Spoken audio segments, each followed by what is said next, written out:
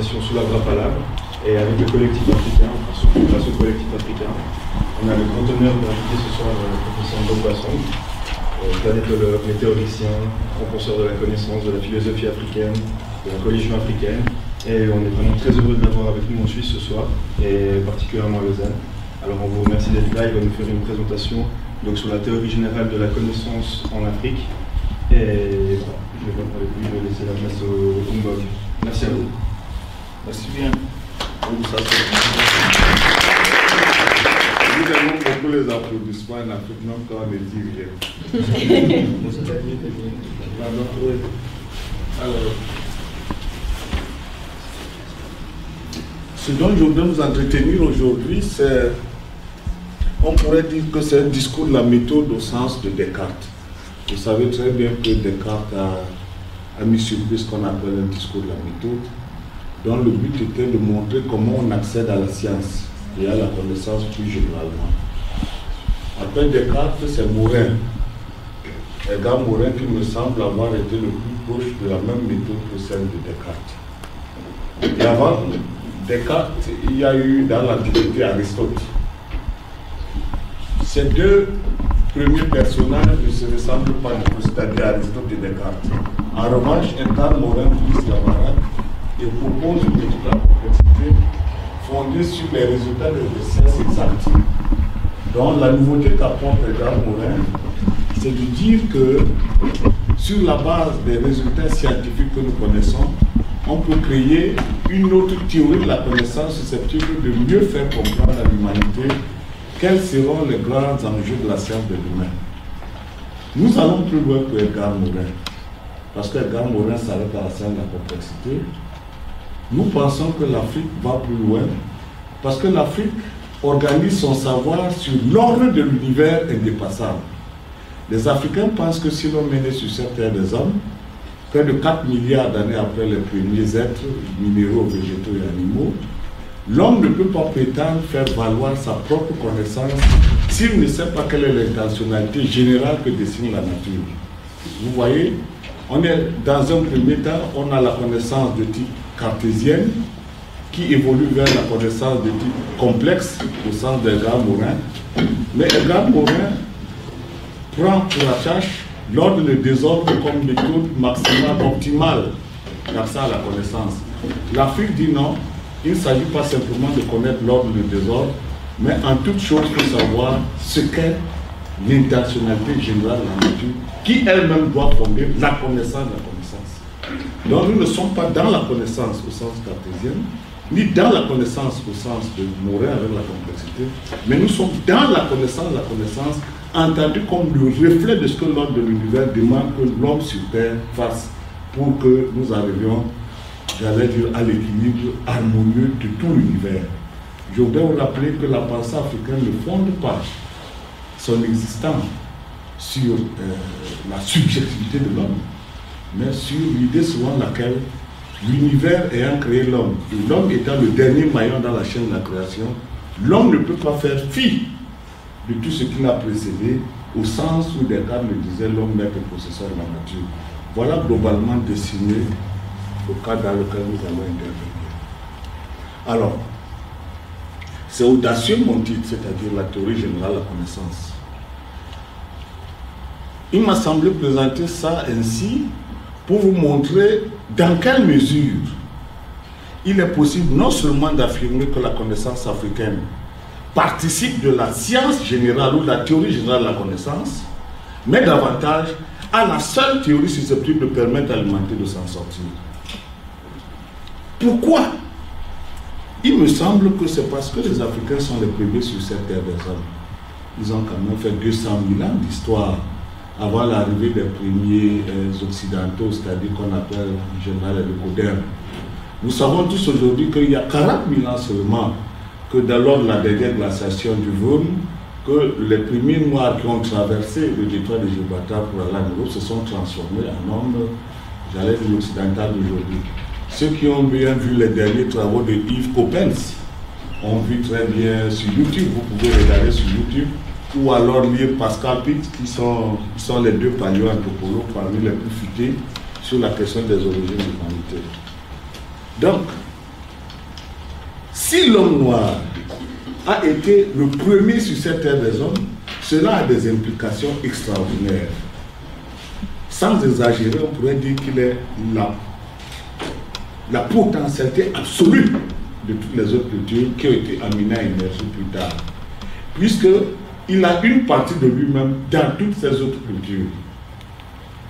Donc, bilan, toutes les autres cultures ne sont que les filles de l'Afrique. Et vu de ce point de vue, nous ne pouvons pas nous dresser les uns contre les autres, étant entendu que ce sont nos propres fils et ce sont nos propres filles qui sont venus par la suite après nous. Vous savez, il y a un discours redondant sur le clash des civilisations, le clash des religions, le clash des cultures. Je ne pense pas un seul instant que nous devrions nous mettre dans cet axe fondationnel qui crée ce qu'on appelle le modèle cartésien, c'est-à-dire c'est ça ou ce n'est pas ça. Le paradigme de l'Occident est fondé sur l'idée selon laquelle la certitude est maîtresse de l'histoire. Si ce n'est pas ça, c'est ça. Tu n'es pas avec moi, tu es contre moi. Tu n'es pas fidèle, tu es infidèle. Tu n'es pas civilisé, tu es indigène. C'est ça le paradigme cartésien. On pourrait dire, il est manichéiste, on pourrait dire. C'est-à-dire, le choix ne doit pas être un instant l'objet de doute. Parce que s'il y a un objet de doute dans la pensée, eh bien, ça tue l'envergure philosophico-mentale de l'homme occidental. La pensée africaine ne dit jamais c'est ça ou ce n'est pas ça. La pensée africaine dit toujours c'est ça. Ça peut être ça. Ça peut être aussi ça. D'où le fait qu'elle a été capable d'absorber le supplice du monde. Je voudrais dire que c'eût été les autres civilisations, que je ne suis pas sûr que toutes les cultures auraient fleuri. Mais ça, c'est une autre histoire. Je voudrais d'abord que nous commencions par... Alors, moi, ce que je fais dans ma méthode, j'ai commencé par étudier l'histoire, à tenter de comprendre où on peut trouver les séquelles, les survivances d'une méthode, à défaut d'une loi ou d'une théorie. Et j'ai eu la chance de trouver dans le Timée de Platon un dialogue que lui-même Platon fait reporter à Solon, dont c'est que c'était le législateur d'Athènes dans les années 6e siècle. Et il est dit là-dedans que, ça c'est un peuple égyptien qui parle et qui s'adresse à Solon. Il dit, quant à la vie intellectuelle, tu vois sans doute quelle attention la loi chez nous Égyptiens y apporte. À partir des premiers principes qui touchent l'univers, elle a réglé toutes les découvertes jusqu'à la divination et la médecine qui en veut la santé. Des spéculations divines, elle en a tiré des applications humaines, veillez à l'acquisition de toutes les autres connaissances qui s'ensuivent de celles-là. Vous voyez, il y a l'idée affirmée qu'il existe une loi à partir de laquelle toutes les connaissances sont advenues à la vérité. Et c'est cette loi que nous avons pour objet de découvrir. Ici, nous sommes au moins au 6e siècle avant Jésus-Christ, puisque ici, ce qui est dit ici n'a été que rapporté par Solon. Nous pouvons estimer avec beaucoup de raisons qu'on serait dans les 1000 à 1500 ans avant Jésus-Christ. Puisque vous voyez des premiers principes qui touchent l'univers. Vous voyez, quand vous dites premiers principes qui touchent l'univers, en toute vérité, on est dans la cosmologie de notre temps. Parce qu'on ne peut pas toucher au premier principe de l'univers si on ne sait pas ce qu'est l'univers, d'où il vient, comment il a été créé. J'imagine bien que dans la salle, je mets au défi quiconque devait dire comment l'univers pourrait être créé. Vous voyez, ce que je veux dire, c'est une aspiration fondamentale à une audace de la raison.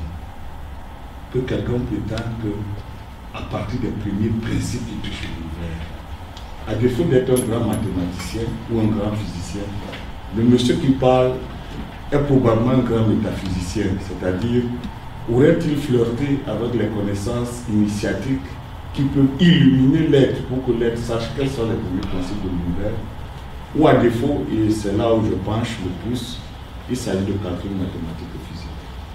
Je voudrais affirmer qu'il ne s'agit point qu'une spéculation mentale. Il s'agit des savants avant notre ère, avant l'ère de Jésus-Christ. Alors,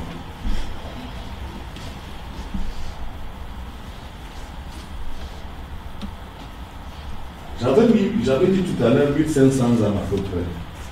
Je donnais l'ère approximative, l'époque approximative des savants susceptibles d'avoir approché la vérité. Parce que les principes premiers qui touchent l'univers.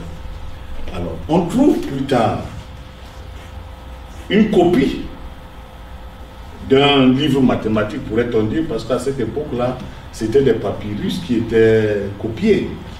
Et ici, Ahmès, le scribe Ahmès, il reprend en son temps, parce que lui, Ahmès, c'est à peu près 1400 ans avant Jésus-Christ. Il reprend en son temps le titre d'un ouvrage qui s'appelle « Méthode correcte d'investigation dans la nature pour connaître tout ce qui existe, chaque mystère, tous les secrets ». Vous voyez, on retrouve un peu tout ce qui était écrit tout à l'heure, les principes premiers qui touchent à l'univers. Mais ici, ce monsieur est plus audacieux. Quand il recopie le texte de celui qui prétend qu'il a trouvé la méthode correcte d'investigation de la nature pour connaître tout ce qui existe, chaque mystère et tous les secrets. Alors, nous sommes dans un discours de la méthode. Bien que nous n'ayons pas pu trouver les papyrus qui sont liés à cette méthode, nous avons voulu simplement en tirer des hypothèses de travail. Ça, c'est une hypothèse de travail.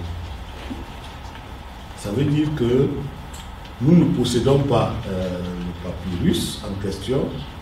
Et là où nous avons découvert approximativement ce dont il est question, c'est dans les livres que tout le monde a lu, c'est-à-dire Théophile Obenga, surtout Théophile Obenga.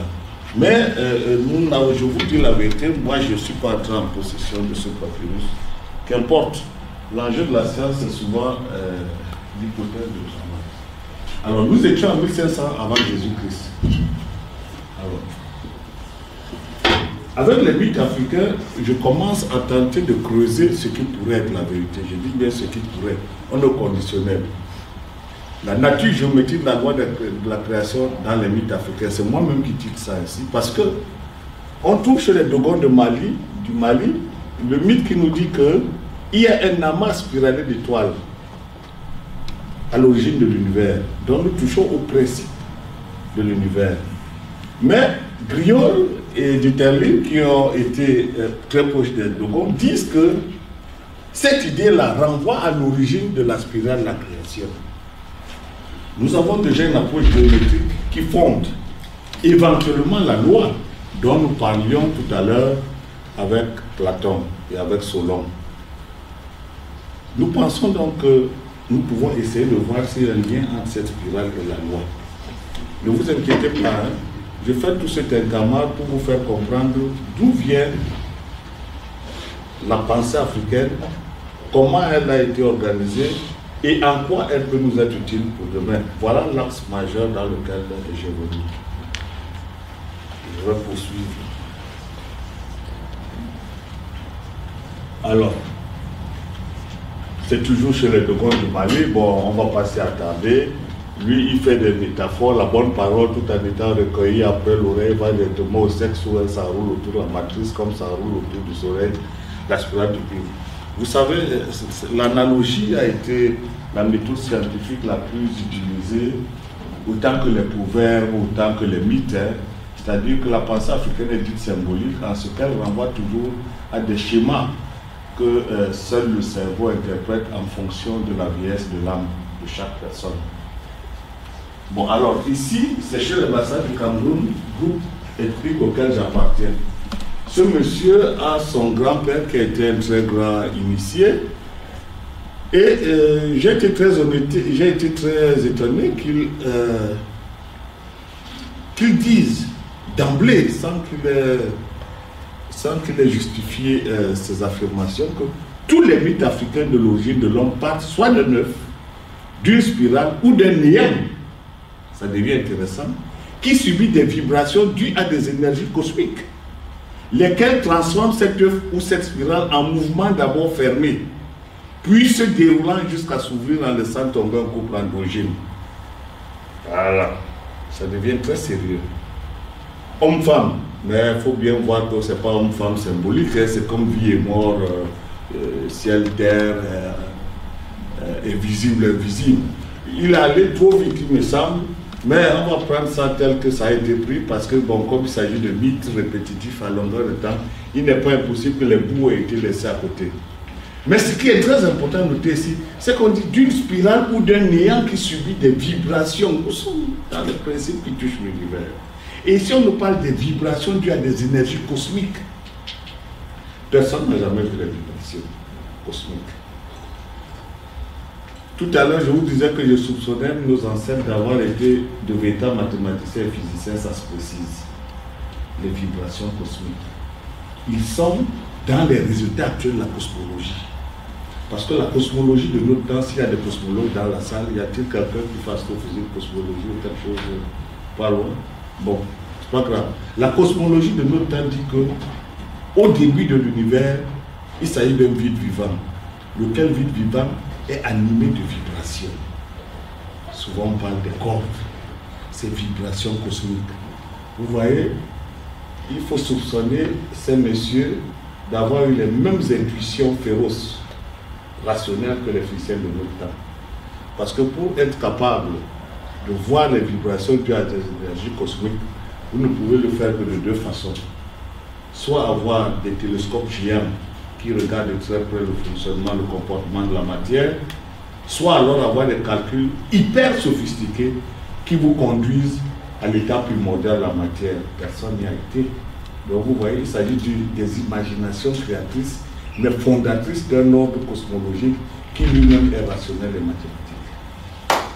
Voilà. J'ai encore rien conclu, hein. Je dis simplement que j'imagine que c'est bien de ça qu'il est question. Ensuite, je vais chez les Bambara du Mali. Les Bambara du Mali disent que dans le vide universel se produit un mouvement, un tournoiement.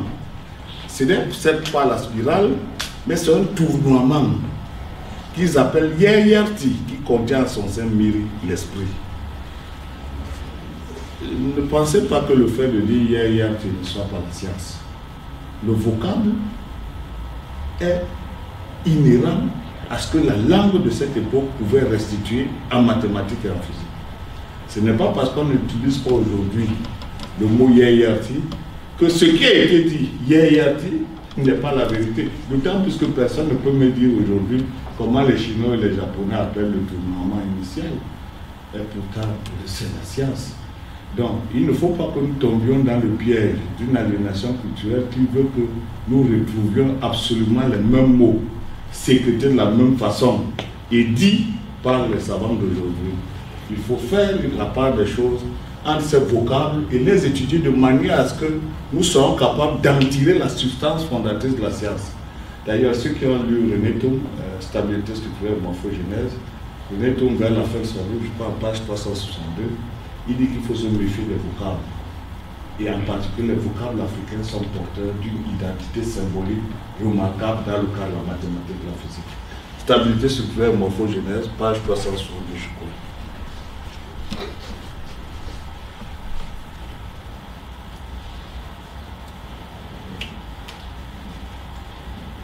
Qu'est-ce qui arrive à toi?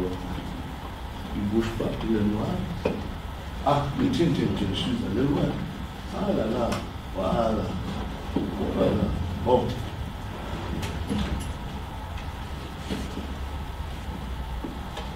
Bon, chez les Ashanti du Ghana, on trouve la même caractéristique. Webster Place, elle est artiste, elle est chercheur dans le domaine de l'art, dit qu'on rencontre souvent la spirale, symbole de la naissance de la création, sur les ailes d'un oiseau, sur la tête d'un animal. Bon, l'enjeu c'est que on voit très bien que les Ashanti, les Bambara, les Bassa, les Dogo, etc., sont des peuples extrêmement dispersés.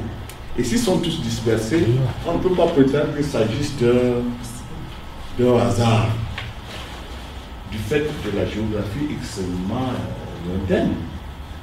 Nous pensons que, parce que c'est précisément dispersé, nous devons tenir à compte du fait que c'est peut-être l'idéal scientifique de l'époque qui a voulu que la spirale soit retenue comme l'aspect majeur qui gouverne la création de l'homme.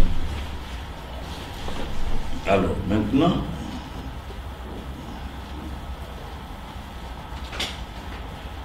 voilà.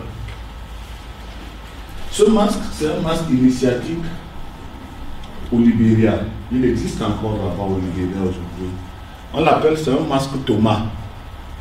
L'initié qui fait ce masque le fait en vue des rites initiatiques de chez lui. Et un architecte qu'on appelle Dean Edouard, qui se préoccupe beaucoup des masques, parce qu'il est dans la théorie de la forme, il travaille beaucoup dans la théorie de la forme, reprend le même masque et lui trouve des particularités extraordinaires. En réalité, il y trouve des aspects géométriques de la construction et il fait à l'intérieur de spirale dont lui-même ne se rend pas compte de la puissance opératoire que cela suppose. J'ai discuté avec lui parce que c'est en plus un Camerounais qui est à Yaoundé et je lui explique plus tard de quoi il est question, mais nous allons avancer. C'est dire que l'initié qui fait son masque n'a pas une grille qu'il pose sur le masque. Il travaille tranquillement, intuitivement. Et quand il finit son œuvre est dans la géométrie que vous voyez. C'est quand même étonnant. Vous voyez, cette géométrie, c'est ce qu'on appelle la géométrie sacrée, celle du nombre d'or que beaucoup de personnes doivent connaître en Égypte. C'est le nombre d'or qui a été utilisé par Léonard de Vinci et par bien d'autres architectes, le Corbusier, pour faire les pyramides, le Parthénon, les cathédrales que l'on voit aujourd'hui. Donc vous voyez la coïncidence entre les spirales dont parlent nos ancêtres, qui n'ont rien à voir avec cet initié aujourd'hui, qui travaille seul. Donc, retenons pour la suite que la spirale de la création est inscrite dans une œuvre d'art, comme par hasard. Comme par hasard, je dirais. Alors, René Thom, qui a beaucoup inspiré tout ce que je fais, pose le fondement de ce qu'il appelle le caractère algébrico-mathématique doté de la propriété de stabilité structurelle vis-à-vis des perturbations qu'il a faites. Cette quantité algébrico-topologique, nous proposons de l'appeler en souvenir des rapides le logos de la forme. Vous voyez, il y a là caractère algébrico-mathématique. Tout à l'heure, on a vu une spirale. Et nous sommes dans l'algèbre. Nous sommes dans l'algèbre parce que l'équation de cette spirale a été donnée plus tard. Mais retenons que René Thom, qui est médaillé Fields en mathématiques, c'est le spécialiste de la théorie des catastrophes. Il est de ceux qui ont été les pionniers de la science de la complexité. Il travaille beaucoup sur les ruptures de forme. Il a même la prétention de modéliser les formes, toutes les formes existantes. Et il y a des discussions dessus, certes, avec des personnes qui ne sont pas toujours d'accord, mais enfin, ce qui est important, retenons que la science n'est pas la certitude, la science c'est la cohérence.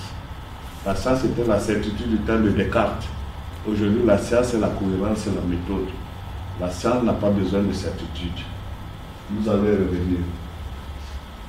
Alors, je retrouve cette spirale comme par hasard chez des auteurs qu'on appelle grecs et je crois que tout à l'heure le don va apparaître. Et c'est moi qui accentue les traits.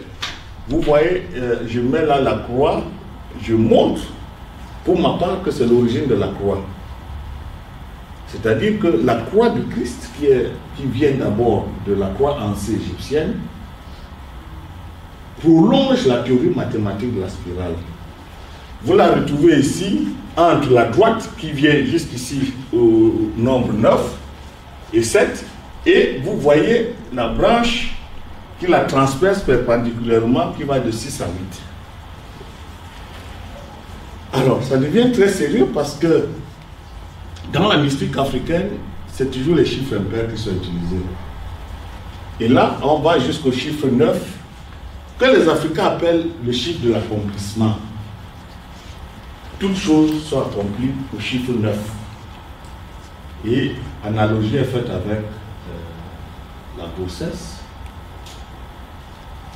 de la femme qui fait 9 mois Et comme par hasard, on voit très bien la structure, la manière dont l'enfant est structuré dans le ventre de sa mère en chiffre 9. Donc il y a là une sorte d'ontologie du nombre. Le nombre suit la courbe, vous voyez.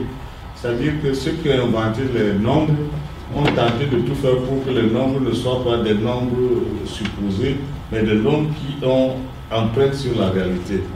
Donc, vous voyez très bien que tout ce qu'on fait en Afrique, c'est toujours le chiffre 9. Où on veut vous donner les courges, c'est 9. On veut introduire le roi, on le lève 9 fois. Vous allez chez un guérisseur, vous faites tourner 9 fois. Tout est neuf. Tout est neuf, symbolique de l'accomplissement. Et vous voyez très bien que sur cette droite-là, qui transperce la courbe première, il n'y a que les chiffres pairs qu'on n'utilise pas dans la mystique africaine. Aujourd'hui, je sais pourquoi. C'est parce que ces chiffres pairs sont porteurs de désordre. En somme, la droite que vous voyez, c'est la droite qui manifeste les forces de l'ordre d'expansion de l'univers. Et la droite que vous voyez, qui est séquente à la première droite, c'est les forces de gravitation. L'expansion de l'univers se fait de cette façon. Quand vous voyez même comment les cyclones entrent en expansion dans l'objectif météorologique, vous voyez très bien que ce n'est jamais un chemin linéaire, c'est toujours une circularité qui se prolonge dans l'espace. Parce que la circularité représente la loi. Or, cette loi ne se manifeste que si les forces de l'ordre et du désordre entrent en confrontation. Nous sommes en physique mathématique. C'est un peu comme vous avez de l'eau dans une marmite. Cette eau-là, tant que la température ne commence pas à être mise en marche, les courants de convection ne peuvent pas se mettre en marche dans la cellule. Donc l'eau est en état d'isotropie. Pour que cette eau commence à bouillir et que les premières bulles apparaissent, il faut qu'il y ait une sorte de seuil critique de changement de température pour que le mouvement se mette en place. Donc tout se passe comme si l'univers a été mis en place par une asymétrie fondationnelle, c'est-à-dire une droite censée aller tout droit vers l'infini et une autre droite censée la comprimer pour l'empêcher d'aller dans l'infini. Vous voyez? Donc, cette asymétrie fondationnelle est aussi l'asymétrie qui s'installe en homme, entre l'homme et la femme. On va revenir tout à l'heure. C'est-à-dire, nous vivons la même loi. Et c'est cette loi qui est donc la croix prétendument christique, dans la mesure où c'est un plagiat, vous allez le voir tout à l'heure. Vous voyez, ça fait mal de dire un plagiat parce que ceux qui sont étonnamment chrétiens ou grandement chrétiens n'aiment pas qu'on court sur leur plate-bande. Je suis bien obligé, mais je suis en maths, en physique et en sciences, donc nous ne sommes pas dans le domaine de la révélation, nous interprétons les choses que nous voyons. Rien d'autre à ajouter. Ça, c'est ce qu'on appelle le rectangle d'or, et là, c'est constitué du carré, et c'est une construction mathématique. Vous voyez très bien que j'ai écrit là-bas en haut Horus, et ici 7. Ceux qui sont dans l'égyptologie savent très bien que Osiris affronte 7, et de la naissance de Horus, le problème de l'héritage se règle. Horus hérite de l'affrontement entre Osiris et 7. Et vous voyez très bien que cet affrontement est bien représenté. Cet affrontement, c'est un supplice, c'est un croisement. Parce que la pensée africaine croise. La pensée africaine n'est pas le yin et le yang du monde asiatique. Le yin et le yang sont juxtaposés, tandis que la pensée africaine croise. Et la pensée cartésienne éloigne. La pensée cartésienne atomise, compartimente, ne met pas entre deux choses un élément de continuum ou de contiguïté. Tandis que le yin et le yang, japonais et chinois, sont juxtaposés sans que l'un empiète sur le domaine de l'autre. C'est ça qui est très important. C'est-à-dire que les forces du mal n'empiètent pas sur les forces du bien. Il y a une sorte de générique qui est un hybridisme très équilibré qui veut que on fait ce qu'on peut avec ce qu'on peut. Tandis que la pensée africaine relève de ce qu'on appelle le tiers inclus.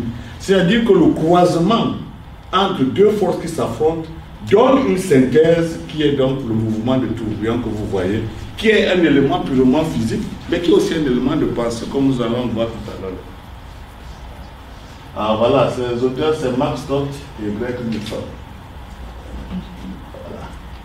C'est la métrique harmonique de l'univers d'après les savants néo-africains. Voilà. Vous voyez comment le soleil se déroule. Ceux qui lisent la mythologie égyptienne savent que on dit toujours que Maat c'est la fille de Ra. Ra c'est le soleil, le dieu soleil. Il se déroule en une spirale qui s'ouvre progressivement vers l'univers. Donc la spirale dont parlaient nos ancêtres tout à l'heure à travers les mythes retrouve l'astrophysique et la cosmologie. C'est pour ça que tout à l'heure, vous avez vu, quand j'ai fait exprès de dire que les mythes disent que c'est la spirale, mais vous voyez directement que les mythes disent la science. Parce qu'il ne faut pas confondre le mythe occidental et le mythe africain. Le mythe occidental est fondé sur un préalable faussement raisonné de la vérité. Quand vous regardez Prométhée, Oedipe, tout ça, vous voyez très bien que Oedipe couche avec sa mère, tue son père. Prométhée va ravir le feu de Dieu, après il est malheureusement immolé. Quand vous regardez Sisyphe, il tourne éperdument la pierre, qui toujours revient pour recommencer. Donc le mythe renvoie à une impasse sociologique et théorique.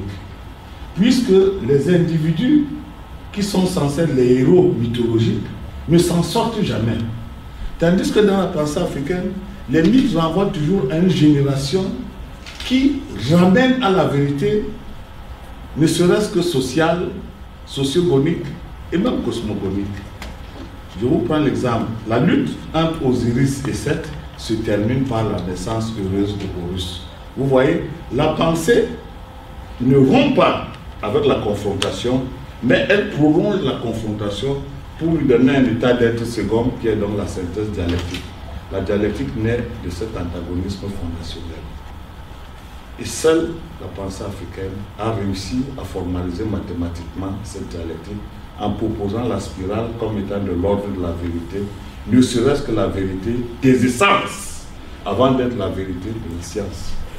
Bon, voilà, on a maintenant la vérité. En astrophysique, on appelle ça le vent solaire. Il fait sa course en spirale. Et Maat, c'est le nom de ce vent solaire. Ce qui tourne comme ça et qui finalement irrigue, immerge la totalité de l'existence de l'humain et l'existence de toutes les choses. C'est combien de minutes que nous avons, s'il vous plaît, pour que j'aille vite? Non, c'est bon, il n'y a pas de... Il n'y a pas de gens qui habitent très loin. Bon, on va essayer de caler pour que ça aille... Bon. J'ai pris des exemples comme ça pour que vous voyez tout ce que, sur le plan végétal, la spirale est présente, là voilà. Sur le plan des galaxies, là-bas nous sommes dans les galaxies, hein. Ça veut dire que les galaxies, c'est des choses qui sont 1000 fois le système solaire. C'est-à-dire, les milliards d'étoiles que vous voyez, notre galaxie qu'on appelle la Voie lactée, c'est un tout petit point, un peu comme le point lumineux que vous voyez, hein. Donc vous voyez, la galaxie spiralée représente l'infiniment grand et qui est repris par l'infiniment petit et même l'infiniment macroscopique des végétaux. Vous voyez, c'est toujours cette spirale-là qui montre très bien qu'on peut parler d'une loi. C'est pas possible que ça soit au hasard si ce n'est pas venu d'une même loi.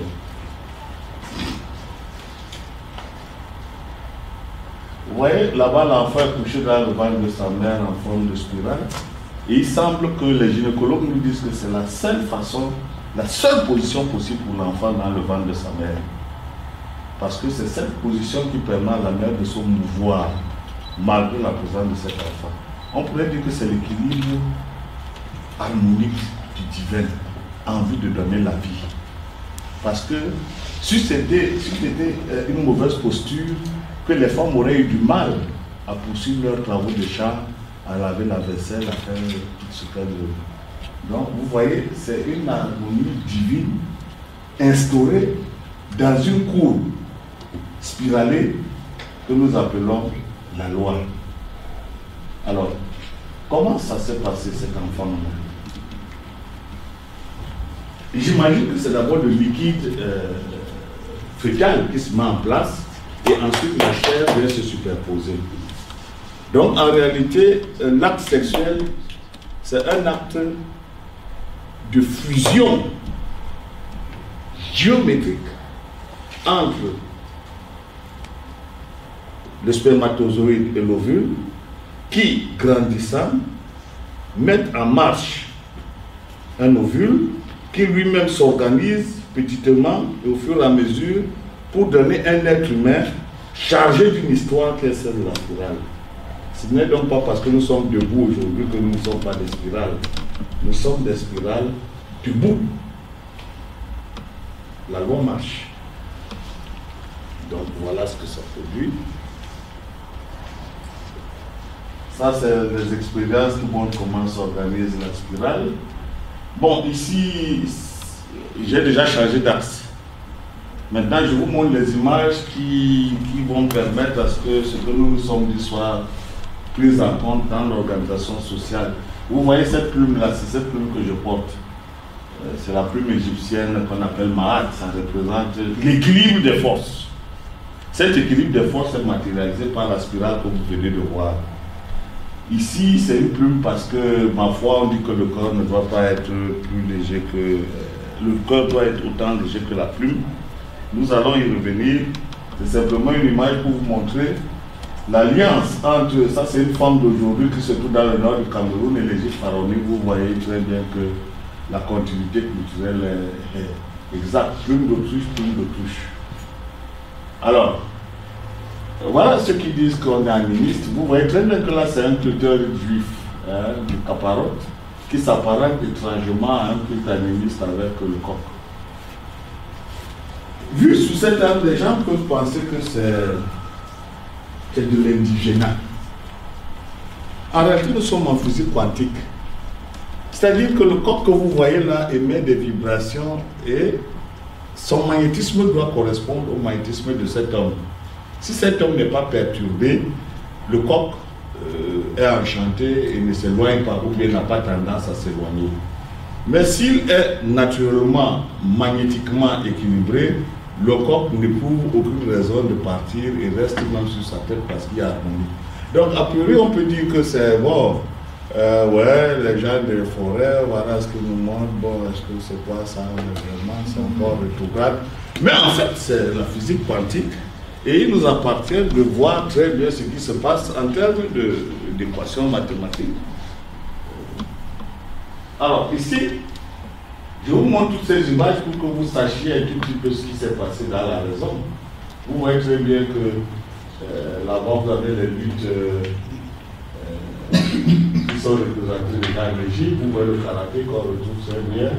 Vous voyez un peu les images le faux pharaonique reprise par les avocats.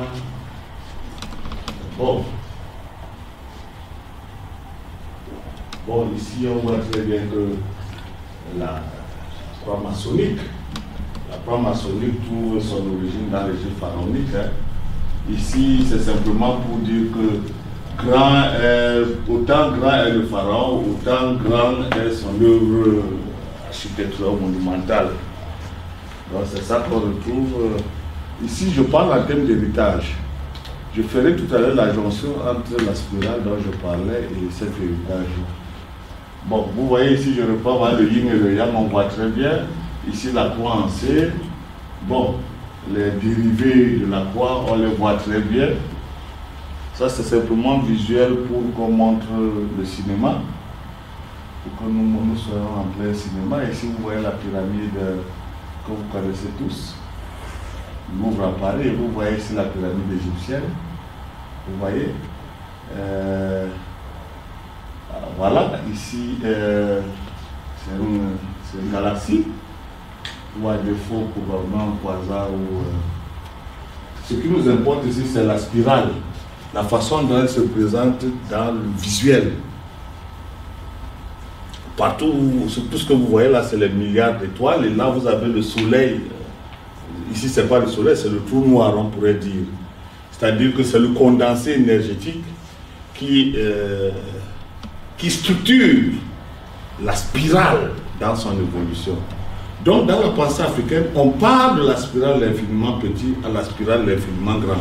Il y a une analogie fondatrice là qui est donc au cœur de la géométrie. Je poursuis rapidement. Bon, ici, c'est pour les religieux. Hein. Je vous montre un clergé africain, le clergé auquel j'appartiens. Ça, c'est pour le cinéma, hein, parce que tout le monde n'a pas l'occasion souvent d'être là dans nos rituels. Je laisse tout l'aspect scientifique, je suis dans l'aspect visuel. Bon, vous voyez, nous essayons d'être à la fois modernes et traditionnels. On a ce sac-là que vous voyez qui est en beige, c'est le sac qui contient nos éléments de travail. Et c'est cela qui nous permet de faire nos rites. Donc vous avez ici un clergé, un parfait clergé africain, fait des maîtres de l'univers, les maîtres du temps. Pourquoi ils sont les maîtres? Parce qu'ils n'ont plus la science des anciens, mais ils ont la pratique des anciens. C'est-à-dire qu'avec le fondement de l'Afrique et les problématiques liées au sous-développement, on a oublié toute la partie scientifique qui alimentait les codes rituels. Et ici, donc, ils sont devenus des pratiquants, mais ils ont perdu la substance organisationnelle sur le plan mathématique et scientifique. C'est pourquoi je vous interpelle, parce que nous devons y travailler pour savoir ce qui est caché derrière. Je vous ai dit que nous sommes en physique quantique et ce n'est pas un amusement. C'est pour ça que nous avons besoin de mathématiciens et physiciens pour faire avancer les travaux qui sont liés à des choses apparemment rituelles, mais qui sont étonnamment mathématiques quant aux pratiques, quand on les connaît de l'intérieur. Là, ils regardent tous, ils sont arrivés vers l'agneau qu'on va émouler. Et vous voyez très bien qu'ils sont tous attentifs à ce qui va se passer. Parce que chaque geste est déterminant pour savoir si oui ou non le nouvel impétrant. Parce qu'ici, nous assistons à une intronisation. Il y a quelqu'un qui a posé sa demande pour devenir initié. Et ce sont des gestes qui vont se poser là, qui vont montrer s'il mérite d'être impétrant ou pas. C'est à partir de ces résultats donc qu'on peut le consacrer ou pas. Voilà, vous voyez leur beau pain. Je n'ai pas porté mon pain aujourd'hui parce que je savais que j'allais rencontrer les savants et ils ne comprendraient pas pourquoi je suis en pain. Mais demain, je crois que je serai en pain. Bon, on est toujours là. Alors, vous voyez, le plagiat de l'Antiquité, hein, nous oublions beaucoup. Souvent même, nous oublions que nous avons oublié. Nous ne sommes pas sérieux. Vous voyez, des Africains qui sont en train de suivre le cuivre des autres alors qu'il y a de l'or ici. Voilà la première image du fils Horus et sa mère Isis, progressivement transformés. D'abord, le teint est relativement le même, et après, vous voyez, brusquement, ça change. Ça devient le fils Jésus. Vous voyez? Alors, comment peut-on croire à une histoire antérieure, à une histoire postérieure, à une histoire antérieure? Ça demande que nous réfléchissions et que nous cessions de copier gratuitement, sans même souvent comprendre les schèmes de pensée qui nous ont été imposés de l'extérieur. Voilà la vérité. Vous voyez, le fils Horus, il a déjà son cobra sur la tête. Alors là, c'est l'Immaculée Conception. Hein. Vous savez très bien qu'on nous a dit que Marie serait fécondée par le Saint-Esprit. Hein. Personne n'y a cru, hein. Même Joseph lui-même n'y a pas cru. Vous avez vu toute la bagarre qu'il a apportée autour de cette question. Comment sa femme peut-elle être enceinte par le Saint-Esprit alors que lui, c'est qu'au quartier, vous voyez les gens qui regardaient sa femme de temps en temps. Il ne croit pas un instant. Et c'est normal parce que là, vous voyez l'ange qui vient révéler à Marie que oui, Marie, tu seras enceinte, machin, c'est d'autres qui le fait avant. Et je voudrais vous rappeler que dans la Bible hébraïque, le terme qu'on utilise à hébreu, c'est Alma. La jeune femme enfantera. Et dans la Bible grecque, on dit Parthénos, la jeune vierge. Vous voyez comment on tord l'esprit, on tord la vérité, Et après, les pauvres Africains se mettent à se coucher derrière une croix parce qu'ils pensent que ça va les sauver. Vous voyez, il faut très bien comprendre ces problèmes et savoir que nous avons le devoir de revenir à la source, plutôt que de répéter inlassablement des choses qui nous sont venues un tout petit peu en pièces détachées. Je ne veux pas insulter, mais je suis obligé de dire un tout petit peu la vérité. Je suis obligé. Voilà la vérité sur l'annonciation de la naissance du Christ. Or, c'est une allégorie, hein? Ça n'a rien à voir avec la vérité. Jésus est monté au ciel, là, c'est à la droite de Dieu. Je ne sais pas si Dieu a des fesses pour s'asseoir. Vous voyez, c'est paradoxal. C'est des histoires à dormir debout. Réveillez-vous. Il ne faut pas écouter ce que les gens ont comploté pour qu'on s'en sorte. Voilà, il existe 2600 ans avant. Et puis ensuite, on met le fils. Bon, voilà. Hein, je suis obligé de vous montrer ça, même si vous n'êtes pas d'accord. Hein, parce qu'ils exagèrent. Vous voyez, ils exagèrent. Hein? Voilà. Ils vont dire qu'ils ont créé quoi? Ils vont dire que sa sainteté, le monsieur là est plus saint que celui qui a créé ce truc-là qu'il porte. Comment est-ce possible? S'il y a un saint, voilà le saint. C'est lui qui a créé sa chose. L'autre vient y prendre. Et après il dit que non, c'est lui le seul, machin, la vérité passe par lui. Comment la vérité peut passer par lui alors qu'il a pris chez l'autre? Il faut être conséquent. Il faut être conséquent. Voilà, vous voyez l'obélisque et puis ils ont suspendu le truc là en haut pour faire croire que ce n'est plus pour nous. Hein. Regardez la croix qui se trouve là-bas en haut. Bon, l'enjeu c'est de nous enlever toute capacité de création. C'est de montrer que ce n'est peut-être pas pour eux, mais ils ont ajouté. Vous voyez un peu, hein? Vous prenez chez l'autre, si c'était un verre, vous mettez un verre clair pour dire, vous voyez, j'ai ajouté. Donc il n'est pas le seul, il y a les droits d'auteur et les droits voisins. Donc ça c'est un truc de droit voisin. Ils suspendent un truc en haut là-bas pour qu'on dise que non, c'est toujours la même chose et puis, bon, pour confondre les pièces. Vous voyez, hein? Et puis là-bas c'est mal fait.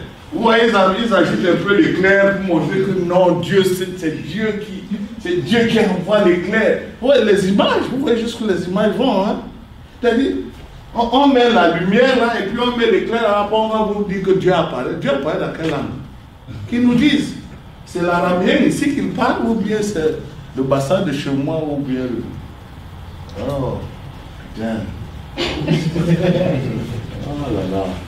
Vous voyez? Est-ce que Dieu peut parler? Dieu a une voix? Est-ce que Dieu a un téléphone ou un fax? Comment il peut laisser les gens 200 000 ans avant Jésus connaître la vérité? Et puis d'autres viennent après et disent, voilà, voilà les rayons du soleil qui viennent avant.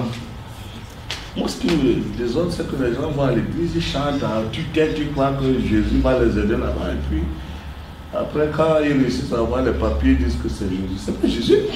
C'est pas Jésus. Vous voyez, voilà tous les livres qui ont été écrits pour contredire. Hein? Vous voyez, le premier dit une histoire qui ne peut pas être de l'histoire. Ça, c'est Michel Gazard. L'invention de Jésus, ça c'est Bernard Dubourg. La construction de Jésus, ça c'est Baderman. Jésus, anatomie d'un mythe, c'est ça les occidentaux eux-mêmes qui écrivent, c'est pas nous. Parce que c'était nous, les gens allaient dire, ah, on vous connaît, vous voulez seulement changer, parce que vous voulez que les kamites soient. Non, c'est pas nous. Que ceux qui aiment donc que les occidentaux leur parlent, qu'ils voient aussi ça. Parce qu'ils ont une méthode là. Ils prennent seulement ce qui est bon pour eux. Si tu écris ça, ils disent non, le monsieur, si peut-être qu'il n'est pas normal. Bon. Mais quand ça les arrête, ils disent non, c'est un bon livre. Vous voyez? Lisez tous les livres, faites des comparaisons. Voilà, les gens qui disent ils étaient là depuis. Vous voyez? Là-bas, on est chez les Bablékés du Cameroun, hein, ils mettent les crânes, ils mettent de l'huile. Hein. Vous voyez comment ils pensent à leurs ancêtres. Hein. Et regardez ça. C'est pas parce qu'il l'a bien enveloppé bon, que là-bas c'est à l'air libre. Encore que moi je préfère c'était à l'air libre. Parce que quand il enveloppe comme ça, on voit plus bien. Bon, mais c'est caché. Vous voyez? Et puis les dames même là, ça fait pas sérieux parce qu'on ne sait pas. Est-ce qu'il est fâché? Est-ce qu'il a un démon maintenant? Pourquoi on le laisse comme ça dans cet état? Regardez là-bas, nous on sait comment on fait les choses, on arrange, on tapisse, on met le sel à côté. J'avoue que souvent moi-même je dis qu'ils exagèrent là-bas. Mais bon, comme il faut que... Parce que quand vous voyez ça là-bas, mais c'est la physique quantique, hein. C'est la physique quantique, ne soyez pas fâchés, c'est là. Bon, ça je vous montre, voilà l'analogie. C'est nous qui avons créé cette histoire-là, et puis ça a été de maçons, et ils ont la prétention de nous expliquer le monde. Vous voyez, ils prennent des choses ailleurs. Au lieu de dire que ce n'est pas pour eux, ils prennent après, ils font comme si c'est pour eux, et après ils se mettent à contrôler le monde, ils font tout bon. Je vous montre ça pour que vous ne soyez pas effrayés, hein? Parce que certains, quand ils voient ça dans la nuit, je crois que ce sont des génies. Ouais, Bouddha, pareil, hein? Ça c'est. Ouais. Ici, vous voyez que le nez et la bouche vraiment. Moi-même, je sais que c'est pas beau, mais je veux quand même vous montrer que c'est pour vous. Vous voyez, la bouche est un peu façon là. Ici, c'est un peu plus esthétique. C'est plus esthétique, mais enfin, l'enjeu, c'est de vous montrer que même si c'est pas beau, c'est pour vous. Et c'est pas parce que c'est pas beau que vous devez fuir. Et vous pouvez même rendre ça beau en mettant un peu de peinture. Voilà, vous voyez. Ouais, quand c'est tort là, c'est ça en Égypte, hein, c'est les choses qui étaient connues, les prières, tout a été pris. Vous voyez, même les chefs de guerre même savent que la déesse elle est noire. Regardez, c'est clair. C'est pour nous. Enfin, quand elle dit c'est pour nous, c'est pas pour nous en tant que pour nous. C'est pour nous parce que la déesse. Vous voyez comment elle est en spirale. Elle est avec sa plume, sa belle plume. Alors, vous voyez ici, ça on est dans la maison du roi Kotoko. Elle dessine une spirale jusqu'à sa chambre qui est à l'intérieur, au fin fond, là, au bout, au point de catastrophe. Alors, je vous montre dans la nature eau. Vous voyez l'eau crée la spirale. Et toute l'énergie est calculée à partir de ce déferlement. Hein. C'est le déferlement de la vague qui crée l'énergie. Vous voyez, pareil pour le feu. C'est le même mouvement d'ensemble qui se crée. Et ce mouvement d'ensemble se retrouve sur le Cobra. C'est la même loi. C'est la même loi, la loi du mouvement. C'est ce même mouvement qui se met en marche et qui crée des formes. Même le ritualiste qui se trouve à l'intérieur de l'eau là-bas. Ne croyez pas que la spirale là dessinée par le mouvement de l'eau est gratuite. C'est pas du tout gratuit. Hein. C'est fait exprès. Bon, ici je reviens chez la déesse à Chantilly, je crois, quand on doit être en Côte d'Ivoire ici. Cette image, je l'ai prise chez un ami. Je crois que ce n'est pas chez Odjou, je ne sais plus qui. Bon, et vous voyez que depuis l'Égypte pharaonique, c'est la même chose. Voilà angle, la croix angle que nous avons vu là tout à l'heure. Il y a une continuité réelle et décisive. On revoit, voilà donc l'homme qu'on appelait Osiris, hein. Le premier Dieu qui monte au ciel, qui s'assoit à la droite de Dieu, le Père Tout-Puissant, ce n'est pas Jésus qui le fait. Hein. Jésus plagie et puis plagie mal. Vous savez très bien de boîtes là avec sa mère. Vous savez très bien qu'il allait à Jérusalem pour faire ses enseignements et il n'allait jamais chez sa mère. Sa mère elle-même se déplaçait à Jérusalem pour le regarder à travers les portillons. Hein? C'est un mauvais enfant. Est-ce que vous pouvez vous allez à Paris? Votre mère est à Paris, vous n'allez pas là-bas, vous faire la conférence. Moi, si ma mère vivait, je viens faire une conférence, elle doit informer que je suis là. Si je ne suis pas là, bon. Pas... Ça, je vous ai montré ça. Ça, on est chez les Douaras du Cameroun. Hein. Chez les Douaras du Cameroun, leurs ancêtres connaissaient déjà les planètes. Hein. Vous voyez les mots, ça c'est Mercure et Bethléem, Vénus et Yomboué, la Terre Mystère, Motet. Les gens croient que les gars ne savaient rien, c'est faux. C'est pour ça que quand j'ai commencé au début en vous disant qu'on touche au premier principe de l'univers, c'était des cosmologues et des physiciens. Vous croyez qu'ils ont inventé ces noms-là qu'ils n'ont pas observé? Hein? Tout est dedans. Neptune, ils sont allés jusqu'à voir Neptune. Hein? L'Uranus, Pluton est là. Qu'est-ce que les gens disent dehors même? Hein? Voilà. Mars, c'est quoi là-bas? Et vous voyez là-bas, j'ai ajouté ça là-bas pour qu'on voit très bien que nous on est absents. Parce qu'ils ont la prétention de régenter l'ordre de la vérité sur la religion, alors que c'est pas eux, hein. C'est pas eux, on est absent, nous on reviendra. Ah, voilà. C'est considéré comme si nous on n'a rien, mais c'est parti remise. Hein. On verra bien plus tard qui sera le premier, qui sera ici devant. Bon, ça, on voit maintenant ça, l'Égypte avec les peaux de panthère, on le voit ça là-bas. Là, vous avez le python, le cobra. Là, c'est une des bonnes démonstrations visuelles du cobra. Je ne serai pas bien comme ça, je mets, sinon on va me faire la guerre. Je ne veux pas. Bon, ici, c'est très intéressant parce que, regardez très bien, le pharaon ici, le roi, est plus bas sur la stèle, alors que les deux autres sont hauts, ce sont les dieux.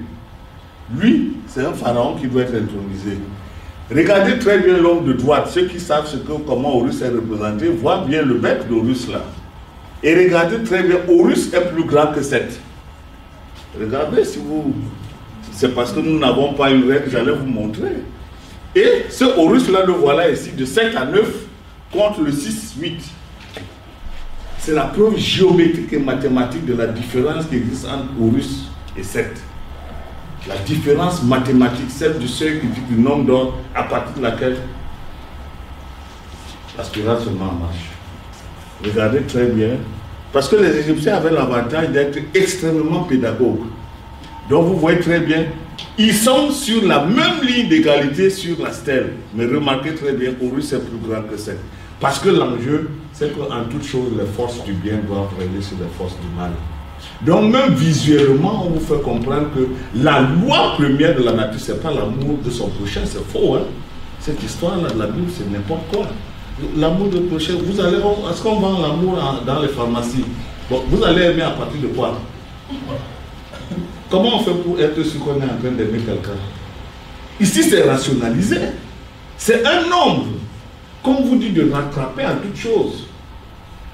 Et ce nombre, Horus contre 5 est égal à 1,618, le nombre d'or par lequel toutes choses doivent se faire ici-bas. Et la force que l'Afrique a eu de faire, c'est de mettre dans ses institutions politiques la loi et le nombre d'or. Vous voyez, les institutions politiques dominantes sont organisées pour que l'humaine condition de l'homme soit extrêmement difficile sur cette terre. L'esclavage, la colonisation, le chômage, la brutalité des nations, les guerres de région, les régions de guerre. Et à côté, on met toujours une structure de rattrapage. L'église est là, la mosquée est là pour rattraper les gars qui sont perdus. Vous voyez, c'est-à-dire qu'il y a des vases communicants là. On dit, bon, quand il fera tout le mal là-bas, viens ici, Jésus va te mettre au paradis. Ce que je voudrais dire, c'est que la pensée africaine n'a pas fait cette chose-là. La pensée africaine a dit, tout le monde va au champ et on partage tous les travaux champêtres, on partage tous les résultats. L'enfant de quelqu'un veut se marier, tout le monde va marier cet enfant. Une femme a perdu son enfant, tout le monde est là-bas. Est-ce qu'il y a un amour qui peut dépasser ce là? Comment peut-on dire à chacun de se débrouiller pour trouver l'amour du Christ? Vous voyez, je pense que nous ne réfléchissons pas beaucoup sur ces questions. Et quand on dit je suis le Fils unique, tu ne passes pas par moi, tu ne seras pas sauvé. D'accord, chacun se débrouille donc pour venir au Fils unique pour être sauvé. Et vos mamans, vos cousins qui vont s'en occuper. Oui, c'est l'anthropologie individualiste qui veut qu'on dise c'est le Fils unique qui passe par lui, tu ne peux pas, tu ne peux rien faire. Bon, et quand il faut le suivre, c'est toi seul qui le suis, tu laisses ta femme derrière, tu laisses tes enfants derrière, tes cousins. Tu vas t'en sortir seul et les autres, tu laisses à qui? C'est pas bon. Voici ce qui est bon. Voici ce qui est bon parce que Horus, c'est le roi. Il a le devoir de faire régner l'équité. Lui-même n'est pas capable de voler. Tout ce qu'il a et qui lui appartient, il le reverse à ce sujet. Est-ce qu'il y a une théorie l'amour qui dépasse ça? Où le roi prend tout ce qui lui appartient, il remet à ses sujets. Dans quelle civilisation a-t-on vu un roi, un président qui prend ces choses et qui reverse à ses sujets? Bon sang, réfléchissez. Réfléchissez. C'est vrai que le matin, tout le monde sort, tout le monde revient, personne n'a plus le temps. Bon, vous voyez le Sacré-Cœur là, il vient d'Égypte. Hein. Vous voyez très bien C'est plagiat. Il n'y a rien à dire, rien à faire. Ah, voilà, la galaxie. Je reviens donc à ce que je disais tout à l'heure avec notre question de la spirale. Voilà où se trouve le soleil, là, vous voyez cette étoile. Nous sommes là dans la Voie lactée. Vous voyez, on est la galaxie, la question on appelle ça la Voie lactée. Et le soleil n'est qu'un point dans cet univers de milliards d'étoiles. Nous sommes quoi dans l'univers? Rien du tout. Et nous avons des prétentions extraordinaires. Le peu de temps que Dieu nous donne, on en fait, on met les autres en esclavage, on les met dans les cales de bateau. On nous donne un peu de temps pour vivre. Prenons ce temps pour nous en sortir.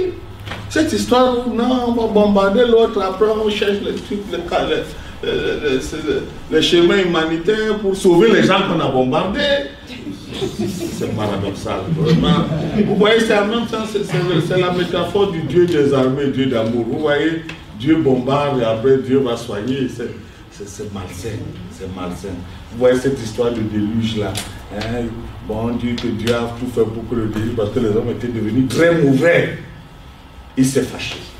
Il a dit donc à Noé de prendre le bateau, je ne sais pas lequel là, et puis il a mis les panthères. Bon, on ne nous dit pas comment les panthères mangeaient, monsieur.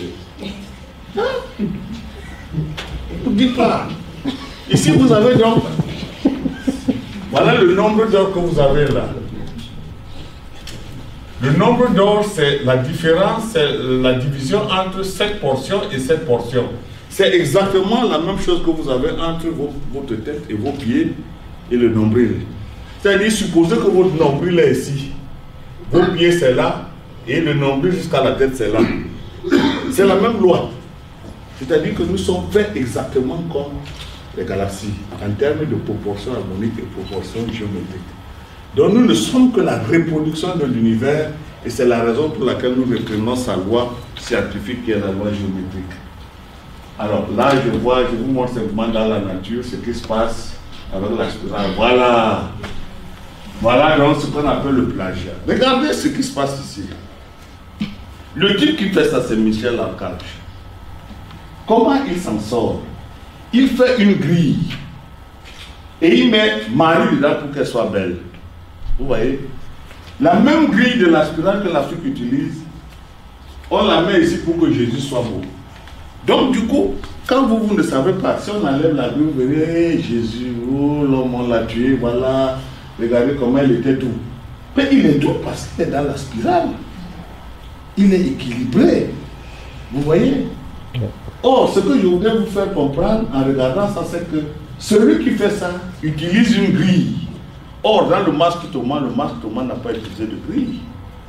Lui, il accède à cette grille par intuition. Celui-ci accède à cette grille par tricherie. Il faut d'abord qu'il pose le cadre comme ça. Il voit si tout donne. Et puis il finit, quand il finit, il dit que c'est bon. L'autre n'a pas de cadre. Il fait, ça donne. Ça veut dire la conclusion est simple. La nature a mis en l'autre les lois. Et la nature a refusé à celui-ci la loi. Parce qu'il n'est que le fils de l'autre. Pas parce que la nature le déteste, non, mais parce qu'il est le fils de l'autre. Et s'il veut trouver la vérité, il revient à son père pour savoir quelle est la vérité. C'est ça ce que ça veut dire.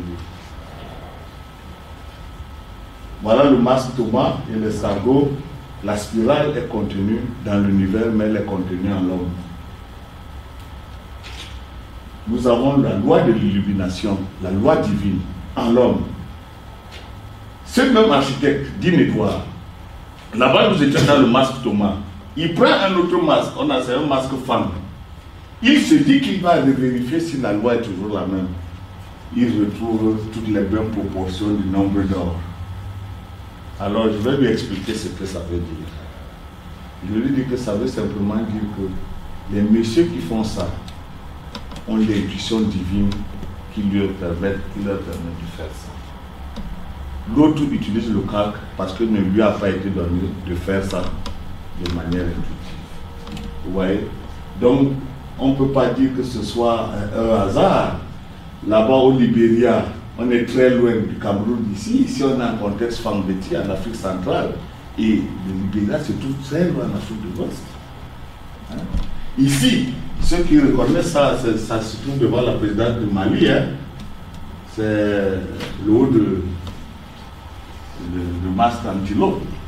Vous voyez, les mêmes proportions se retrouvent. C'est le même architecte qui fait tout ce travail, hein. Guy Edouard et Doumelevo. C'est un Béninois. Ils travaillent ensemble sur toutes les questions qui concernent. Bon, ici, voilà l'agneau de Dieu qui sauve le péché du monde. Voyez-vous, c'est pris là-bas, et puis là-bas, il rit, il fait comme si c'est pour lui. Hein? Vous voyez là-bas, il fait comme s'il aime l'agneau plus que le maître de l'agneau. Ah, c'est ça la vie, hein? Voilà. Alors, j'ai demandé à un ami qui se trouve en France de faire que la spirale, il utilise les points, les différents points, et qu'il augmente le nombre de points. Et lorsqu'on a à 100 000 points, on se trouve ici, à plus de 100 000 points, on tombe dans ceci. Il me semble, si on avait des physiciens ici, que ça a été, il me semble que c'est la voie par laquelle on a, dans nos langues, on réussit à dire que nous sortons d'un trou noir. Chez le bassin en particulier, on dit sonkoum, ça veut dire on sort d'un trou noir. Or, vous voyez très bien que cette spirale du début, quand on en fait une totalité, une suite géométrique de beaucoup de points, on arrive à un trou noir. Je l'ai fait pour que les physiciens, s'il y en a ici, puissent travailler dessus. Ça, c'est les mêmes proportions. Voilà. Ça, c'est mon sanctuaire au Cameroun. C'est ici que nous prions. L'Église catholique a trouvé le moyen de venir planter ce truc-là. Vous voyez? C'est-à-dire, nous lui avons donné le terrain. On lui a dit faire des églises. Il a pris. Il nous a demandé encore notre terrain. On a donné. Faites des églises. Il dit non, ça suffit. Il vient planter au cœur. Il faut bien voir la métaphore. Exactement comme les Templiers qui allaient dans les guerres de croisade. Vous plantez la croix au cœur de votre organisme. Voilà ce qui s'est passé. Alors, nous étions dans l'expédition qui a fait tomber la croix. Et les gars sont venus remettre. Ils sont revenus avec la complicité. Autour, il y a des sous-préfets, des gens qui n'en savent pas grand-chose, qui croient qu'ils sont obligés d'être chrétiens pour s'en sortir. Alors, j'ai terminé. Mais, il faut qu'on restitue le débat. J'ai fait le débat en 3 temps, ce débat. Le premier temps a été de montrer qu'il existe une loi, et cette loi serait la spirale. À partir de cette spirale, il est possible de reconstituer toutes les autres connaissances. Je n'ai pas fait ce travail ici. Mais tous mes livres en parlent, c'est-à-dire que j'essaie dans tous mes livres de reprendre la question de la spirale, et c'est ça qui m'a permis d'écrire la sociologie, la théorie économique, la théorie du droit, etc. J'ai pu reconstituer, mais il faut que ça soit enrichi par des personnes qui en savent plus. Tout comme j'ai écrit la religion africaine, mais ce n'est jamais suffisant. Il est bon que cette chose soit enrichie. En deuxième position, j'ai essayé de vous montrer les images de la religion telles que reprises par d'autres peuples. Et j'ai tenté de vous faire expliquer que ces images-là qui reprennent la vérité visuelle des images africaines n'en connaissent pas les essences et les raisons pour lesquelles elles ont été faites comme ça. Et dans un troisième temps, j'ai essayé de montrer en quoi est-ce que la capacité de l'art africain et en particulier la pensée africaine est suggestive pour faire des œuvres de grande valeur. En tout état de cause, je voudrais dire que il me semble, moi, au vu de ce que j'ai vu et fait, que la pensée africaine a l'avantage non seulement de poser les jalons d'une pensée globale souhaitable pour tous, mais aussi de poser les jalons d'un nouveau système éducatif dont nous avons besoin pour demain. Parce qu'on ne peut pas faire un système éducatif en prédant chez les autres. Nous ne pouvons pas avoir un système éducatif où en droit on dit théorie du droit, premier chapitre la Constitution, deuxième chapitre les syndicats, deuxième les partis politiques, c'est une réalité africaine. Il faut que nous nous rendions à l'évidence que les Juifs sont devenus Juifs parce qu'ils ont le judaïsme. Les Arabes tentent de rattraper leur histoire parce qu'ils ont l'islam. Le monde asiatique s'est développé parce que derrière ce monde asiatique, il y a les cultures religieuses, bouddhistes, zen, etc. L'Europe se veut chrétienne. Nous sommes le seul peuple qui a la prétention de s'organiser sur les théories et les religions des autres, sans en avoir une seule qui lui soit en propre. Comment est-ce qu'on peut faire? Comment est-ce qu'on peut? Comment avons-nous la prétention de dire que nous voulons nous développer, alors que par ailleurs, nous ne faisons que calquer chez les autres des théories qui par ailleurs nous asservissent. Vous voyez, nous faisons la théorie du droit de l'autre, la théorie de l'économie de l'autre, l'architecture de l'autre, la religion de l'autre, la sociologie de l'autre. Comment on peut faire? C'est de la paresse, c'est de l'incompétence. Je regrette.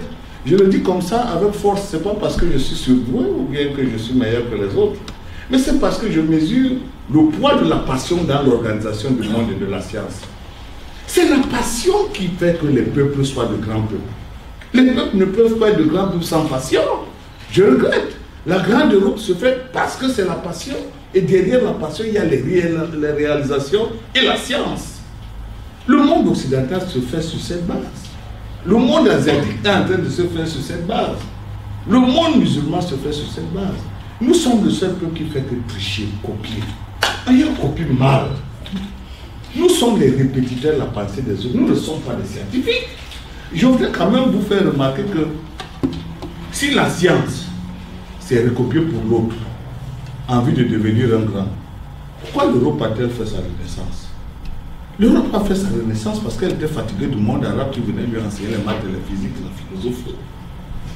Quand les Européens se sont rendus compte que derrière la philosophie, etc., il y avait les Platon, les Pythagore, ils ont renoncé. Ils ont dit, bon sang, vous ne pouvez pas venir nous enseigner les choses alors que pour nous est là-bas. Bon, nous repartons là-bas, on va réécrire tout. C'est ce qui a fait la Renaissance. Toute l'Andalousie, les gens ont pris du temps pour réécrire les textes égyptiens, grecs et romains. Et après la Renaissance, il y a le siècle des Lumières. Mais nous voulons voir le siècle des Lumières sans faire la Renaissance. Qui plus est, et même quand nous faisons la Renaissance, nous ne nous rendons pas souvent compte que la question de la modélisation théorique des connaissances est indispensable. Nous ne pouvons pas continuer à travailler au hasard. Il nous faut poser nos théories. Les théories à partir desquelles on pourrait substantialiser ou abstraire les connaissances qui permettraient de la cile du jardin à l'université de réorganiser les connaissances. Si nous sommes d'accord que je n'ai pas mal parlé, on applaudit.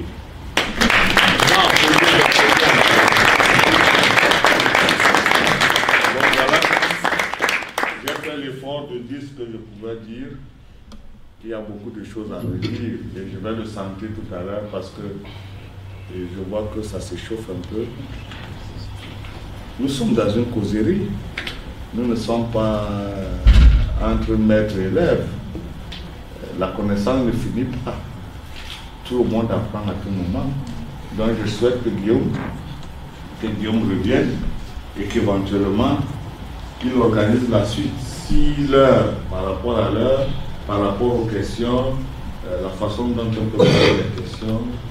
Et avant que vous ne preniez la parole, je vais vous dire une chose importante. Tout de suite, ne bougez pas. Je suis ici pour que nous reprenions la direction du monde, sans que cela prête à sourire. Ça peut prêter à sourire parce que comment, devant ce flot de désastres, quelqu'un vient nous dire ici dans une salle comme celle-ci, en pleine Suisse, construite, très belle, que nous devons prendre la direction du monde. Nous devons prendre la direction du monde pour deux choses importantes. Montrer comment la pensée africaine a structuré l'ordre, afin que les nations dominantes s'en emparent, ou à défaut de s'en emparer, que les jeunes qui doivent prendre le relais sachent que il y a un peuple qu'on a laissé à la marge de la connaissance, dont on a négligé le potentiel, le peuple kamite. Nous avons le devoir et la vocation de ramener en surface cette connaissance cachée. Deuxièmement, pourquoi devons-nous prendre la direction du monde? L'Afrique n'a pas connu cette intolérance qu'on voit. Guerre de religion, religion de guerre. Bon Dieu, chacun peut avoir son Dieu là où il veut. Chacun peut faire ce qu'il veut. D'où vient-il que nous sommes obligés de traverser les mers pour mettre les autres en esclavage au nom d'une pensée historiquement et géographiquement située? Là encore, nous devons remettre les pendules à l'heure. Et la seule façon pour nous de remettre les pendules à l'heure, c'est la science, rien que la science. Vous vous doutez bien, nous ne pourrons jamais être aussi violents que les autres. Hein? Dans l'Afrique que je connais, 3 morts, 4 morts, c'est beaucoup. Quand vous voyez quelqu'un qui met 50 morts au sol, c'est qu'il a cessé d'être africain depuis très longtemps. Il est dans l'idéologie de l'autre. Ce que je veux dire, c'est qu'il a changé de logiciel. Parce que l'homme noir qui a tant chéri l'amour du prochain et a organisé l'amour du prochain doit revenir avec cet amour pour réorganiser le monde. Dernière chose, nous devons nous organiser pour y parvenir. Pour y parvenir, nous devons nous remettre ensemble, créer des couloirs de sécurité mentale, philosophique, scientifique, organiser, à défaut des colloques, des symposiums, pour qu'on remette en marche la question fatidique. Quel va être le mode de pensée pour que l'Afrique redevienne enjeu, défi, perspective? Parce que vous voyez, tout le monde parle de renaissance africaine, mais personne ne sait de quoi les questions. Hein? Moi, je vois les cercles où on est les panafricains, les panafricanistes. Oui, ils veulent les panafricains avec l'islam et avec le christianisme. Non, monsieur. On ne dit pas qu'on doit chasser le christianisme et l'islam, non. Mais nous disons que nous devons faire le panafricanisme sur la base des traditions endogènes. Rien d'autre. Il n'est pas possible d'apporter le syncrétisme là-dedans. Pourquoi? Ce qui a sauvé le monde juif, c'est le judaïsme profond, monsieur, depuis 3000 ans, 2000 ans. C'est ça qui a sauvé le peuple juif. Ce n'est pas le syncrétisme. Syncrétisme ne veut pas dire que tu n'aimes pas l'autre. Puisque la loi de la vie est la diversité. Comment tu peux être un chien et devenir un chien? Bon sang. Tu veux faire le syncrétisme sur le chat et le chien? Alors, si maintenant il a été donné à l'homme d'être capable d'être porteur de synthèse, quel type de synthèse? Peut-on faire une synthèse quand on n'a pas rationalisé soi-même son mode d'être? Les gens disent qu'ils sont africains, mais vous leur demandez où sont tes masques, il va prendre les masques il y a 3 siècles et il dit que c'est sa culture. Ce sont ses traditions, ce n'est pas sa culture. Attention, les masques, ce sont les réponses que nos ancêtres ont données à leur temps, à leur temps. Nous, on donne quoi? On retrouve chaque fois les Africains qui s'en disent, oui, moi je suis africain parce que j'ai porté, comme j'ai porté les trucs ça au Corée. Non, monsieur, c'est pas pour vous. C'est nos ancêtres qui ont fait. Pour nous, et où? Dans chaque domaine, il faut rationaliser, mettre en science, en vue de la diffusion de l'enseignement. On ne peut pas continuer une paresse où on a la prétention de dire qu'on est africain. Mais même dans le domaine de la culture, de l'art culinaire, personne ne sait comment les dosages se font. On dit seulement, oui, le bonheur est que quand tu mets seulement ça, après ça va bouillir. Quand tu vois que ça c'est devenu clair, tu ajoutes le poivre et puis ça donne. Non, monsieur, il faut mettre ça en science comme on le met dans les universités qui traitent des problèmes culinaires. Pareil pour la coiffure. On ne peut pas se lever et dire qu'on fait la coiffure. Oui, ça c'est africain, machin, c'est africain. Sur quelle base? Il faut écrire. Musique, oui, vraiment, ça, moi j'ai le feeling, je sens ça, bon, ça va donner de feu, c'est bon, les gars. Arrête là, c'est bon, on ajoute. Non, il faut écrire. Il faut écrire, mettre en science. C'est pareil en anthropologie, pareil en sociologie, pareil en physique, pareil dans tous les domaines. Ce travail, nous devons le faire. Et c'est pour ça que je souhaite que notre ami Samba, Nakouti, Guillaume, Odou et tout cela, nous organisent ici un puissant colloque où nous reprenons à zéro la pensée et on pose les livres. Si on peut le faire en Suisse, ce serait souhaitable. Maintenant, je vous remercie réellement.